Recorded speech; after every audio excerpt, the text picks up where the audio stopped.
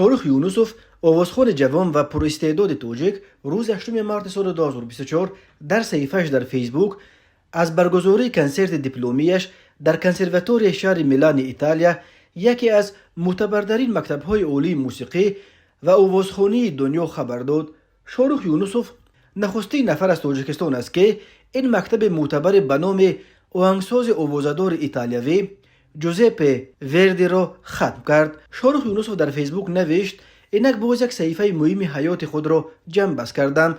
کنسرت دیپلمیم را در کنسرواتوری شهر میلان ایتالیا با سر بلند خاتمه بخشیدم. باوری کامل دارم که زیاده از 5 سال تحصیل در چنین دانشگاه آوازدار برای رسیدن به آرزوهای صحنه‌های بزرگ جهانی و معرفی وطن عزیزمان در سراسر دنیا نقش کلیدی را می‌بازد. میخوام به افتخار عید مادر این دستاورد را به مادر و بیبی مهربانم تحفه کنم. شاروخ یونوسوف 23 آگوست سال 1998 در دهه پولدان در کنار شهر کانبادام ولایت سوخت به دنیا آمده. از سن 4 سالگی آوازخوانی میکند.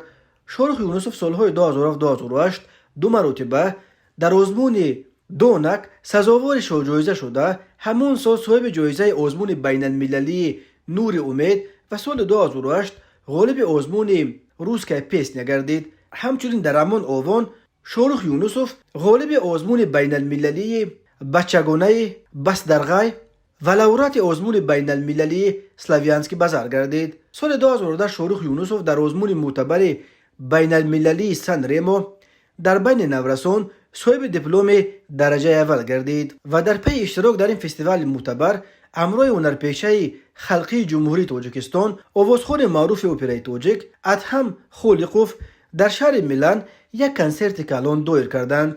شاروخ یونوسوف آن وقت همگی 11 سال داشت و در مکتب رقم 25 در زادگاهش دهه پولدان تحصیل میکرد. در دوره پاندمی کرونا ویروس شاروخ یونوسوف که در کنسرواتوری میلان تحصیل میکرد با اجرای ترانه‌های معروف از بالکن خانه‌اش برای ساکنان در خانه خود بند مانده در ایتالیا شهرت زیاد پیدا کرد.